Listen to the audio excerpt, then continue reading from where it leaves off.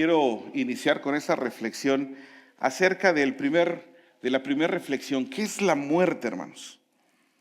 Fíjense que puede haber o hay muchos conceptos acerca de lo que es la muerte. Hay conceptos científicos, hay conceptos religiosos, culturales y mitos y historias que la gente comenta. Pero al final, hermanos, sigue siendo algo que los que hoy estamos aquí respirando, nadie conoce.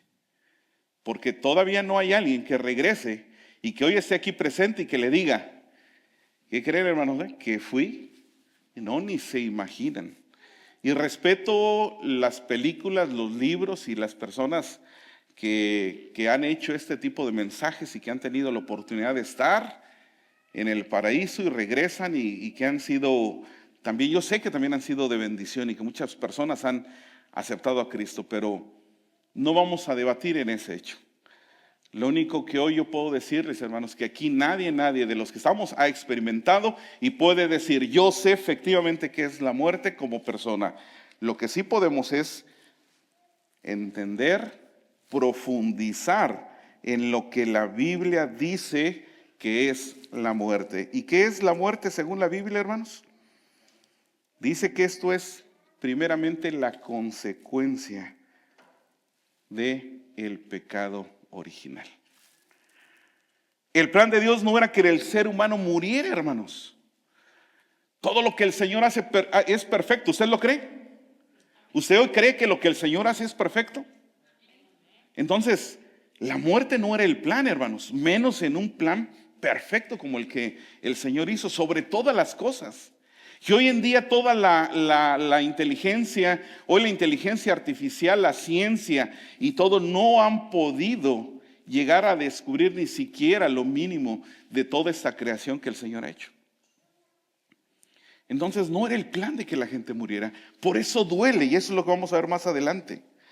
Así que, hermanos, la muerte es una separación física y espiritual como resultado de la desobediencia del hombre.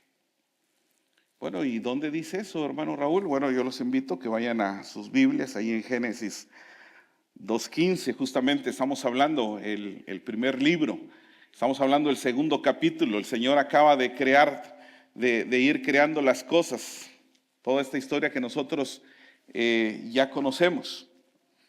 Y ahí en Génesis 2:15-17 dice, el Señor Dios tomó al hombre y lo puso en el huerto del Edén para que lo cultivara y lo cuidara.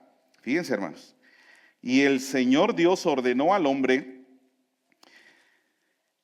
esta indicación: de todo árbol del huerto podrás comer, pero del árbol del conocimiento del bien y del mal no comerás.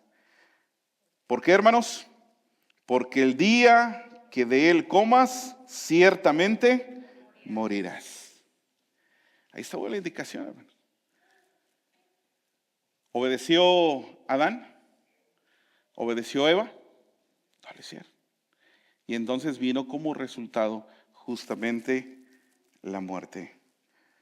Hermanos, nuevamente insisto, el plan de Dios no era que muriéramos, no lo era. El plan original es que fuéramos como Él, porque dice que nos hizo, ¿qué? Imagen y semejanza, hermanos. Y lo vemos nosotros ahí mismo en este libro de Génesis. Ahora en el capítulo 1, nos vamos a un capítulo atrás, en el versículo 26 y 28. Dice, y dijo Dios, hagamos al hombre a nuestra imagen, conforme a nuestra semejanza, y ejerza dominio sobre los peces del mar, sobre las aves del cielo, sobre los ganados, sobre toda la tierra y sobre todo reptil que se arrastra sobre la tierra. Perdón, hermanos, pero creo que la edad ya me llegó y hoy, después de unas evaluaciones que he tenido desde una semana de estar leyendo, me di cuenta que para leer ya voy a requerir eso. Así que me va a decir el pastor, bienvenido al club. Dios creó al hombre a imagen suya, a imagen de Dios lo creó, varón y hembra los creó. Dios los bendijo y les dijo: sean fecundos y multiplíquense, llenen la tierra y sométanla, ejerzan dominio sobre los peces del mar, sobre las aves del cielo y sobre todo ser viviente que se mueva sobre la tierra. Y Dios vio todo lo que había hecho, y era bueno en gran manera, y fue la tarde y fue la mañana del sexto día. ¿Cuál era el plan de Dios, hermanos? Que se levantara usted a las 5 de la mañana para ir a trabajar, que se diera el martillazo ahí en el dedo, que se diera un machucón, que Marcelo se cayera de la escalera por andar trabajando, que estar en el tráfico, estar escuchando a un jefe que nos está llevando a que tengamos más paciencia. Ese no era el plan, hermano. Es más, he escuchado a algunas personas que dicen: cuando llegue yo, después de ver a Cristo en el paraíso, quiero buscar a Adán. Y le quiero decir a Adán: no te pases, si no le íbamos a pasar bien a todo dar. Pero no era el plan, hermanos. Todo esto se dio por consecuencia del pecado, hermanos. Y eso es justamente lo que nos dice la Biblia, que es la muerte. Si el plan de Dios era que no muriéramos, hermanos, entonces todo lo que el Señor habla y nos dice acerca de estas consecuencias de lo que iba a hacer ahora del hombre, que del sudor iba a tener que trabajar, que la mujer iba a sufrir para tener a sus hijos, entonces la muerte tiene que doler. El sufrir la pérdida de un ser humano tiene que doler. Y es la segunda reflexión de la cual vamos a hablar. Pero antes quiero nuevamente dejar esta palabra para que nosotros entendamos que el morir no era la voluntad ni el plan de Dios. Y cuando hablamos que la muerte, hermanos, es una separación física y espiritual, quiere decir que entonces el hombre está creado por tres formas. Nosotros tenemos, ¿qué, hermanos? Cuerpo, tenemos alma y tenemos un espíritu. Así que cuando morimos, hermanos, la primera separación es la de nuestro cuerpo con la de nuestra alma. Pues dice su palabra, hermanos, que del polvo venimos y al polvo, ¿qué? Regresaremos. Por eso cuando la gente dice es que por más que te afanes y por más que te esfuerces y que sacrifiques a tu familia, a tu salud por lograr tantas cosas en esta vida, el día que te mueras, nada te llevarás. Ni como la canción de un salmista que dice que un puño de tierra, hermanos, porque ni eso se va a llevar. Se la van a aventar ahí, pero no creo que se la lleve. Del polvo fuiste sacado y al polvo regresarás. Entonces, hermanos, ¿nos debería de preocupar la ausencia física? No, nos debería de preocupar la ausencia del alma. ¿A dónde va a ir? Que es otro de estas reflexiones que hoy tendremos. Lo dice ahí en Génesis 3:19: con el sudor de tu rostro comerás el pan hasta que vuelvas a la tierra, porque de ella fuiste tomado, pues el polvo eres y al polvo volverás. Pero hay algo más grave, hermanos. ¿Sabe que muchas personas ni siquiera han tenido que regresar al polvo para estar muertos? Que de este pecado original nace una muerte y es una muerte espiritual. Y que antes de que nosotros aceptemos a Jesucristo, ya estamos muertos. Por eso es importante, hermanos, que hagamos reflexión, que la muerte física de un ser querido es dolorosa, pero es más doloroso saber cuando una persona está muerta en vida. ¿A qué se refiere, hermano? Habrá muertos en vida y no me refiero a los ¿cómo se llaman? Zombies, estos que le gustan a la matancina, algunos ahí en los videojuegos. Gente que hoy vive sin Cristo, sin esperanza. Hermanos, nuevamente insisto, la muerte de un ser querido duele, pero duele más saber que usted tiene un ser querido hoy que está respirando, que vive en su casa, que es cercano a usted, que trabaja con usted en el trabajo, que usted lo aprecie, la persona que sea, pero que esta persona, hermanos, está alejado de Dios. Y que cuando muera, no solamente va a estar separado de usted, de sus seres queridos, sino estará alejado eternamente de Dios. Y quiero que usted vaya pidiéndole al Señor esta sabiduría. ¿A qué vamos? ¿Qué me está hablando el Señor con todo esto? Hermanos, insisto, no está mal sentir dolor por la muerte de un ser querido. He escuchado a gente insensible, a gente que cuando perdí un familiar, antes de conocer a Cristo, me decía, es que no tienes por qué llorar, lo vas a ver un día. Recuerdo aún cuando murió mi padre y yo ya había aceptado aquí a Cristo, alguien en un servicio, estábamos en un servicio de Navidad, de fin de año, de estos villancicos que se hacen. Y ahí justamente ahí recibí la noticia de que mi padre había muerto. Cuando yo tenía un boleto para llegar en 6 horas o 3 horas para verlo y no me pude despedir. Y alguien me dijo, no te preocupes, si lo vas a volver a ver. Y ¿sabe qué, hermano? Dije, qué insensibilidad. Porque tú no has perdido un ser querido. Y usted no le puede decir, usted como cristiano, usted no le puede decir a alguien, y hoy lo exhorto, ¿cómo estás llorando? Lo vas a volver a ver, que no tienes fe, hay resurrección de los vivos, de los muertos. No, hermanos, tenemos que sentir ese dolor. No tener físicamente un ser querido duele. ¿Y saben quién lo experimentó? Para que usted no diga, para que usted no lo vuelva a decir si lo ha dicho, lo experimentó Jesús mismo. Hay gente que me dice, pero ¿cómo Jesús lloró? Jesús lloró, y no solo una vez, pero Él lloró por alguien que había muerto.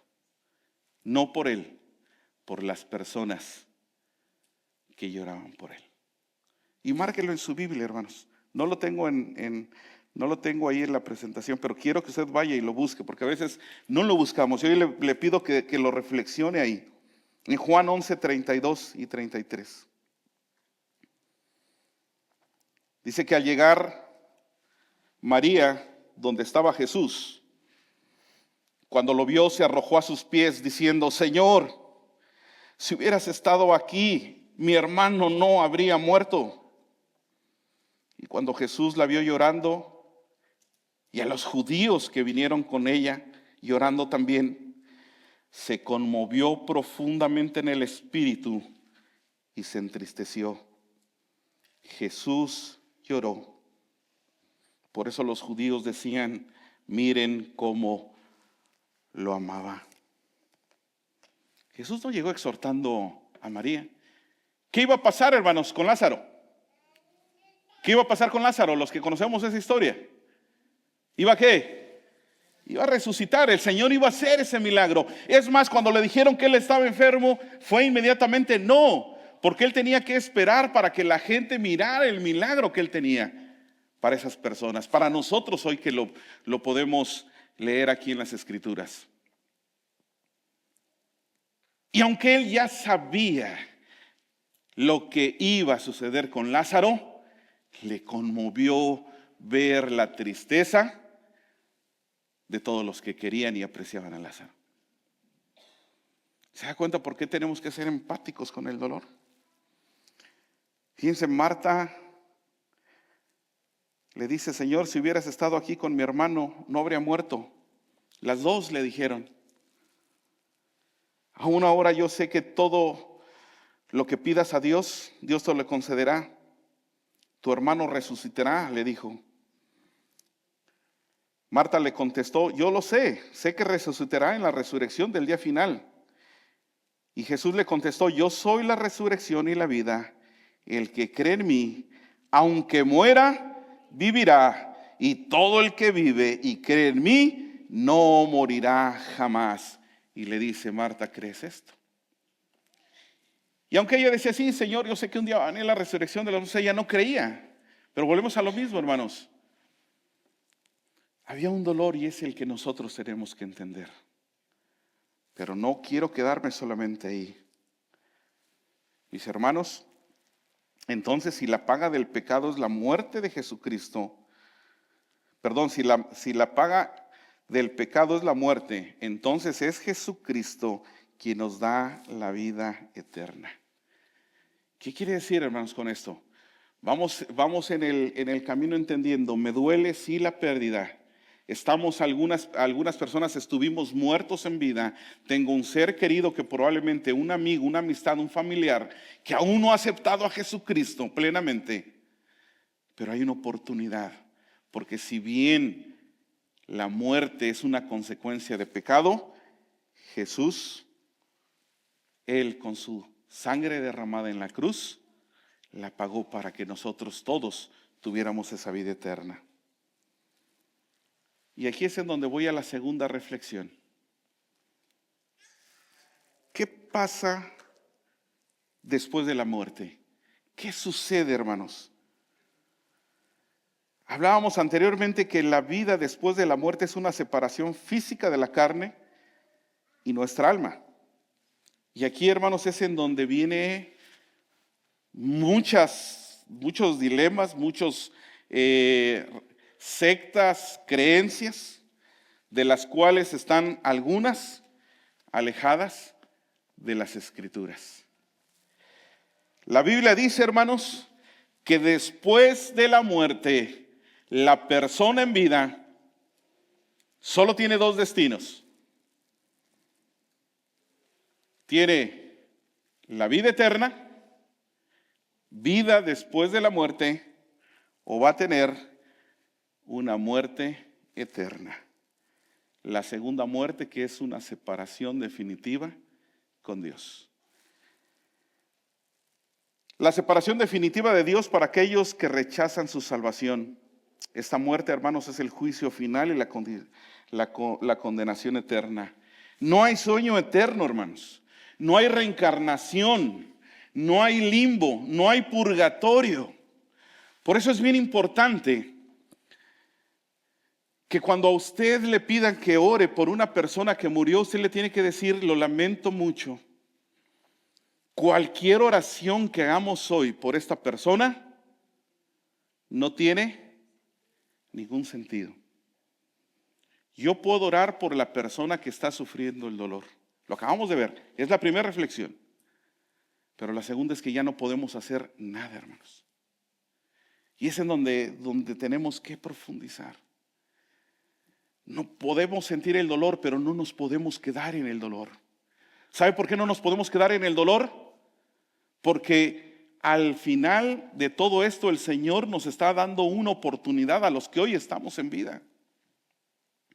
¿Quién sabrá de alguna persona que acaba de morir si se fue con el Señor o no se fue con el Señor? ¿Alguien de aquí podría estar seguro? Nadie, hermanos. Dice que en el cielo va a haber sorpresas. Que usted va a llegar y, hermanos, pasaste, aquí estás. Porque nadie conoce el corazón más que Dios mismo.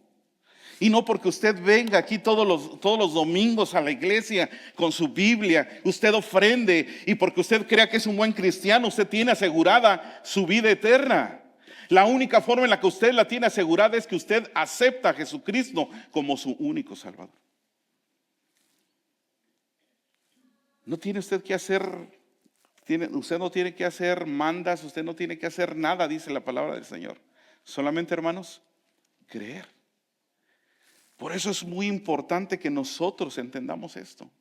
Fíjense, hermanos, en la misma fe cristiana hay mucha debate por teologías que hablan acerca de si las personas cuando mueren van a un sueño temporal y que van a esperar el juicio. Y hoy solamente no quiero entrar en un tema de debate si eso no es.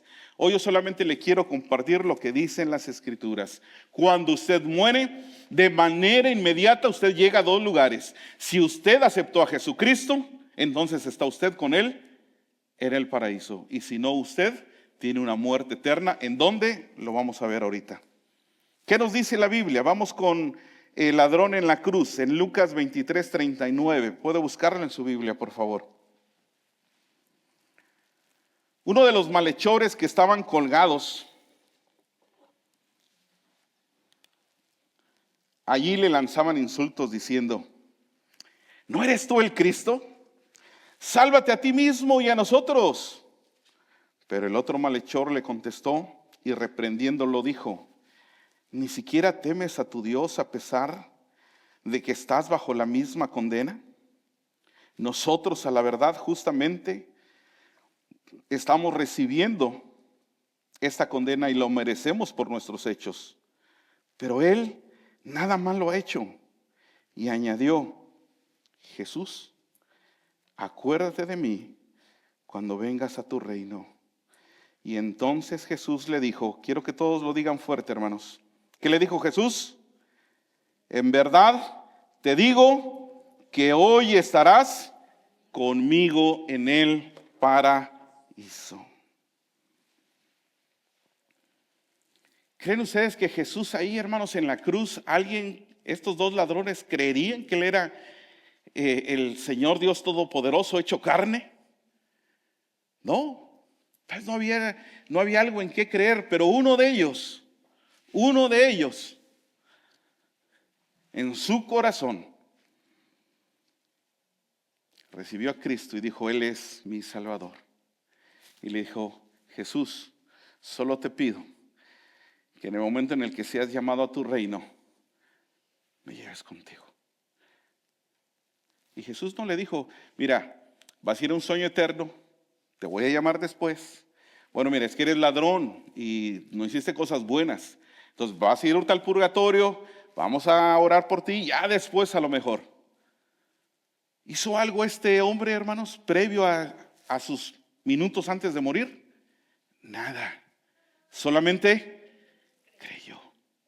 Y por eso a veces nos aferramos a esa fe, hermanos. He escuchado de personas que tienen a un ser querido que está en los últimos minutos de su vida, nos piden que oremos, ahí sí podemos orar. Y hay personas que dicen: todavía yo sentí, él hizo una oración en donde le preguntaron: ¿aceptas a Jesucristo? Y dijo: sí, y en ese momento exhaló. Y hay otras personas que lo toman como a beneficio y dicen: pues yo estoy en una vida bien a todo dar, ¿para qué aceptar? Es que mira, si eso de ser cristiano es no ir a los bailes, a las fiestas, hacer cosas incorrectas. No, mira, el día que yo me vaya a morir, en ese último momento, como el ladrón, yo le pido. ¿Será posible eso, hermanos? No lo sabemos. No sabemos si simplemente usted duerma y al otro día ya no despierte. No sabemos lo que Dios tenga preparado. Por eso es importante siempre estar a cuentas. No hay, hermanos, hay algo agradable que no sea diferente al estar con Dios. La gente tiene hoy en día en estos mitos, no, ¿para qué vas al cielo? O sea, ya el infierno, allá está la banda, allá va a haber relajo. ¿Han visto cómo el enemigo engaña a las personas? Esto no lo tengo ahí, quiero leérselos en una versión actual, para que lo podamos nosotros comprender un poco mejor. Y es la historia de el rico y Lázaro. Todos la conocemos, pero yo se las quiero leer. No es algo que lo haya comentado alguien más de los discípulos. Es algo que Dios relata. Jesús mismo lo relata. Fíjense, hermanos. Había una vez un hombre muy rico que vestía ropas muy lujosas. Hacía fiestas todos los días y servía las comidas más caras. En cambio, junto a la entrada de su casa había un hombre pobre llamado Lázaro, que tenía la piel llena de llagas. Unas personas lo sentaban siempre allí y los perros venían a lamerle las llagas. Este pobre hombre tenía tanta hambre que deseaba comer por lo menos las sobras que caían de la mesa del hombre rico. Un día el hombre pobre murió y los ángeles lo pusieron en el sitio de honor junto a su antepasado Abraham. Después murió también el hombre rico y lo enterraron. Cuando ya estaba en el infierno, donde sufría muchísimo, el que había sido rico vio a lo lejos a Abraham y a Lázaro sentado junto a él. Entonces llamó a Abraham y le dijo: Abraham, antepasado mío, compadécete de mí. ordénale a Lázaro que moje la punta de su dedo en agua y me refresque la lengua. Sufro muchísimo con este fuego. Pero Abraham le respondió, fíjense hermanos, tú eres mi descendiente, pero recuerda que cuando ustedes vivían, a ti te iba muy bien y a Lázaro le iba muy mal. Ahora él es feliz aquí, mientras que a ti te toca sufrir. Además, a ustedes y a nosotros nos separa un gran abismo y nadie puede pasar de un lado a otro.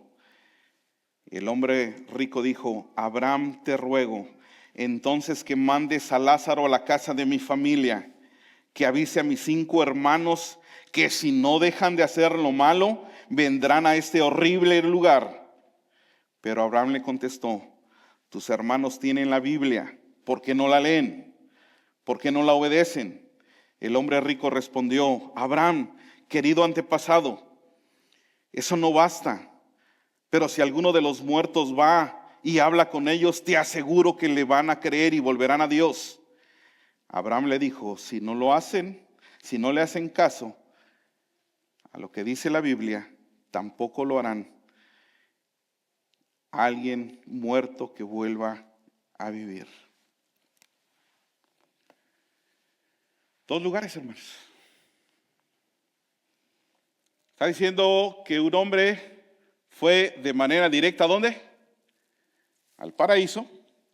Y la otra persona fue directamente al infierno. Y a pesar de que en este relato nos da la enseñanza de que fue un hombre y fue un hombre rico, hermanos, no está mal el que la persona tenga bienes, que sea próspero, quiero hoy aclararlo, porque por eso entonces luego empieza, no, es que los ricos, no. Aquí el pecado no es tener prosperidad, el pecado es el amor al dinero. Si Dios le da prosperidad, entonces decimos, como dijo el pastor, gracias Padre, y lo comparto. No es porque uno fuera pobre y porque el otro fuera rico, no, eran los hechos y su separación con Dios. Por eso, hermanos, es importante. Él mismo le dice, pero Abraham, si tú mandas a Lázaro, le van a creer, no van a llegar aquí. No es casualidad, hermanos, que el Señor lo dejara como un mensaje para hoy, para nosotros. No hay oportunidad después de la muerte. La única oportunidad es hoy. ¿Y sabe qué, hermano? Esto lo debe de llevar a entender la reflexión del día jueves en lo que es nuestro devocional. ¿Alguien recuerda qué decía el devocional el día jueves? Dice, hoy es tiempo de que des el mensaje, no después. El si hubiera, el decirle, ¿por qué no le dije cuánto lo apreciaba? ¿Por qué nunca le dije lo que yo lo quería? ¿Por qué no me puse a cuentas? ¿Por qué nunca le dije que yo le agradecía mucho? Por eso es que las flores no hay que llevarlas cuando la persona ya no está, hermanos. Cuando usted quiera darlo algo, lo dé en vida, hermanos. Y esa palabra la tiene que usted dar en vida. La palabra de esperanza, la palabra de vida, la oportunidad para que la persona se arrepienta es en vida. Hermanos, la Biblia describe el infierno como un lugar de castigo eterno para los impíos, un lago de fuego donde hay llanto y crujir de dientes. Y eso está en Mateo 13:42. No creo que allá esté como lo dice el mundo, hermanos, que allá va a estar Satanás esperándolos para echarnos la pachanga, allá va a estar la fiesta. No lo creo, hermanos. No lo creo, yo creo lo que dicen las Escrituras. Y creo que el Señor hoy me da la oportunidad de que yo pueda arrepentirme todos los días, porque hermanos, dice que no hay una sola persona que se pueda decir justo. Dice que si alguien no dice que nunca ha pecado, ¿qué? Mentiroso es. Todos los días, hermanos, todos los días. Solamente que usted estuviera en un monasterio, yo creo que ahí también estaría usted pecando. Siempre el enemigo está a la acechanza. El enemigo está como león rugiente buscando a quién devorar. Por eso es importante en cada momento encomendarnos. Sale usted de su casa, ¿sabe si va a regresar? Hay veces que decía un hermano, salgo de mi casa y azotan puertas. Y usted no sabe si esa persona va a regresar. Se va un hijo, oh, siempre llegas tarde, siempre te vas tarde, mira, esto, aquello, lo otro. ¿Sabes si va a regresar? ¿Sabes si tu esposo va a regresar? ¿Sabes si cuando llegues a tu casa tu esposa va a estar? No sabemos, hermanos, porque la vida nadie la tiene comprada. Por eso es en vida que nosotros siempre tenemos que dar una palabra de esperanza. Termino con esto, hermanos. Si hoy les preguntaran a cada uno de ustedes, si hoy le preguntaran, si hoy el Señor demanda tu alma, ¿tienes la certeza a dónde irás?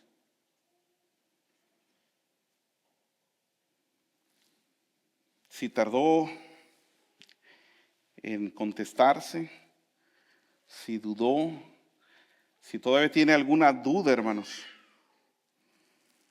entonces necesitamos aprovechar la gran oportunidad que hoy nos da, que Dios hoy nos da, hermanos, al poder respirar, al estar hoy aquí en su casa.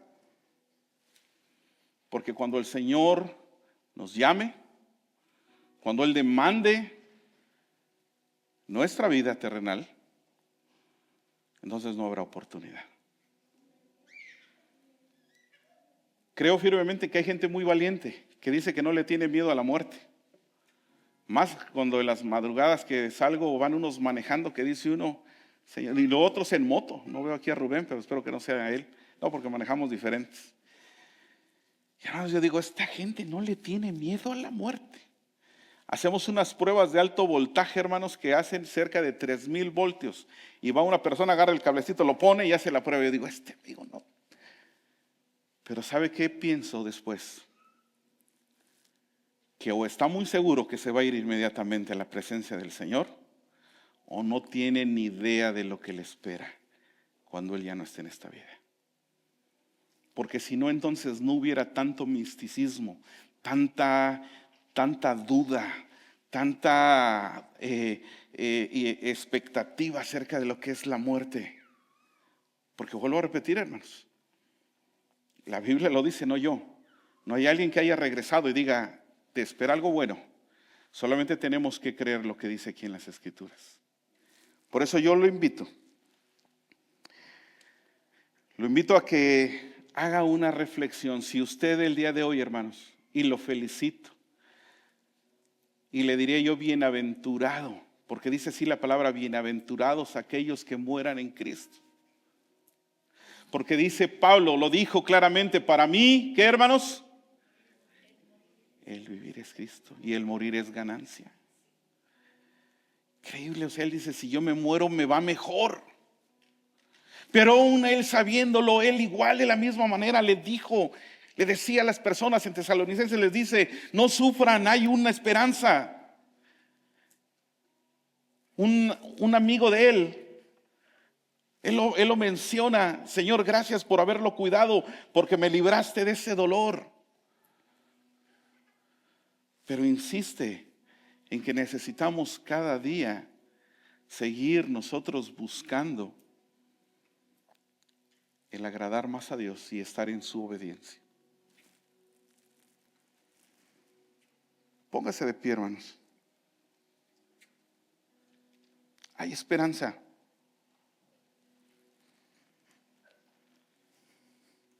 Duele. Una partida sí lo es. El miércoles o la del viernes, discúlpenme que por los días no lo ubico, pero la reflexión de nuestro devocional dice, cuando uno llora con la otra persona, el don de las lágrimas. Y cuando hay una persona que pierde un ser querido, yo le digo, Señor, ¿cómo le voy a dar esperanza si el primero que va a llorar voy a ser yo? Yo creo que el hermano va a decir, no, pues primero pídele a Dios que a ti te dé esa esperanza. No lloro por el dolor, hermanos. es por el sentir que está viviendo la persona. Aunque no recientemente he perdido un ser querido, he vivido, he pasado por esa experiencia. Pero hoy me aterra más cuando no tengo a uno de mis hijos cerca de mí, en mi mismo techo. Sí me preocupa su seguridad, más la que hoy se vive en nuestro país, en México. Cuando hablan de tantos desaparecidos, lugares en donde han sido lugares de exterminio, donde tantísima gente ha muerto. No me quite eso el sueño. ¿Sabe qué me lo quite, hermano? Que esa persona que tanto amo, que daría mi misma vida por ella, no la pueda yo ver cuando estemos en la presencia del Señor. Ese es un dolor más grande. Por eso no me puedo quedar en el dolor de la pérdida de mi ser querido. Tengo que vivir el tiempo, tengo que vivir el luto. Pero hay personas por las cuales yo necesito orar, decirle que hay esperanza, que si bien no podemos hacer algo más, lo que sí podemos es ponernos a los pies del Señor y pedirle que Él nos perdone cada día, que no permita que nada nos separe de lo que nos espera después de la muerte. Y si hay esperanza, hermanos, para los que mueren en Cristo, entonces aún hay más esperanza, hermanos, para aquellos que seremos arrebatados. Porque dice que en un momento, en un abrir y cerrar de ojos, al final la trompeta, porque se tocará la trompeta y los muertos serán resucitados incorruptibles y nosotros seremos transformados. La muerte, hermanos, es una transición hacia la eternidad, donde quienes aceptan a Cristo tienen esperanza de una vida eterna. Mientras aquellos que la rechazan hoy en vida enfrentarán una separación eterna. Alguien decía, ¿sabes que lo aterrador del infierno, con todo lo que leemos en las Escrituras, ni siquiera es el dolor, ni siquiera será el sufrimiento,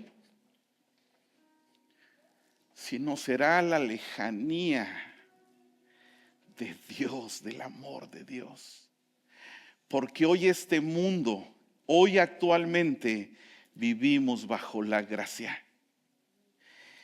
Y el Señor, hermanos, en su infinita misericordia, aún aquellas personas, aun que todavía no aceptan a Jesucristo, Él les da esperanza. Y no hay esa desolación. Pero cuando tú quedes alejado eternamente de Él, será algo todavía más terrible. Si cuando nos sentimos tristes, usted cuando se siente desolado, cuando siente que no hay sentido para la vida, y cuando está pasando el momento más difícil, ¿se ha dado cuenta que llega algo? O alguien le llama, o alguien ora, o simplemente usted se recuerda que alguien murió en la cruz por usted y que hay esperanza, y eso le hace nuevamente sentir que usted vuelve otra vez a tener esas fuerzas. Imagínese que eso, hermanos, no se tendrá. Por eso hoy tenemos que entenderlo. Hoy entender que el amor de Dios, hermanos, es lo que nos da esa esperanza. Y hay un versículo que todos nos conocemos. Y a lo mejor tal vez no nos conozcamos más por falta de algún estudio, pero si usted solo se sabe ese, créalo firmemente, porque esa es la esperanza para tener una vida eterna con Dios. ¿Y de qué habla este versículo que todos sabemos? De Juan 3:16.